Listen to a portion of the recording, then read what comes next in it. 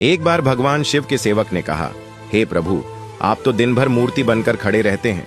एक दिन मुझे आपकी जगह खड़े होने दीजिए, आप आराम से घूम आइए। शिव जी मुस्कुराए और बोले, ठीक है, लेकिन एक शर्त है। मंदिर में जो भी आए और जो कुछ भी कहे तुम्हें बस सुनना है, जवाब नहीं देना है। सेवक ने शर्त मान ली और भगवान ने सेवक को अपने जैसा मूर्ति का रूप देकर मंदिर में खड़ा कर दिया ताकि वह बिल्कुल भगवान जैसा दिखाई दे। सुबह सबसे पहले एक व्यापारी आया। उसने भगवान के सामने माथा टेका और जैसे ही बाहर निकला उसका बटुआ गिर गया। सेवक बहुत बेचैन हुआ। मन किया व्यापारी को आवाज देकर बटुआ लौटा दे, लेकिन भगवान की शर्त याद कर चुप रहा। कुछ देर बाद एक गरीब आदमी आया। उसने भगवान से कहा, हे प्रभु, मेरे बच्चे भूखे हैं, कुछ मदद कर दो। तभी उसकी नजर बटुए पर पड़ी। उसने भगवान को धन्यवाद दिया और बटुआ उठाकर चला गया। फिर एक नाविक आया और बोला, हे भगवान, मैं 15 दिन के समुद्री सफर पर जा रहा हूँ, कृपा करना।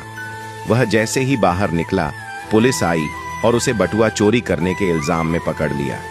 यह देखकर सेवक खुद को रोक न पाया और चिल्ला पड़ा, यह गलत है। बटुआ तो उस गरीब ने उठाया था, इसे छोड़ो और उस गरीब को पकड़ो। रात को भगवान लौटे तो सेवक ने गर्व से पूरा किस्सा सुनाया, लेकिन भगवान गंभीर हो गए और बोले, तुमने मेरी योजना में दखल दे दिया। वह व्यापारी बेईमान था, उसका बटुआ गिरना उसके कर्मों का फल था। गरीब को बटुआ इसलिए मिला ताकि वह अपने बच्चों का पेट भर सके। और जहां तक नाविक की बात है तो उसका जहाज तूफान में डूबने वाला था। पुलिस द्वारा पकड़े जाने से उसकी जान बच जाती, लेकिन तुम्हारे बोलने से अब गरीब जेल चला गया और सब गड़बड़ हो गया। फिर भगवान बोले, सेवक याद रखो, जो कुछ भी होता है उसमें मेरी योजना होती है। तुम्हारी नजर सिर्फ उस पल की सच्चाई देखती है, लेकिन मैं संपूर्ण समय और कर्मों को देखता हूँ।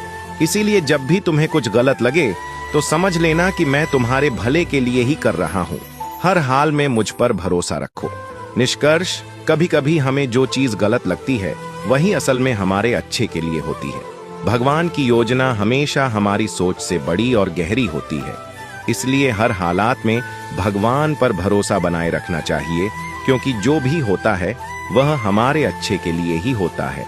बात से सहमत है तो यस जरूर लिखे और इसी तरह की कहानियों के लिए हमारे साथ जुड़े रहिए।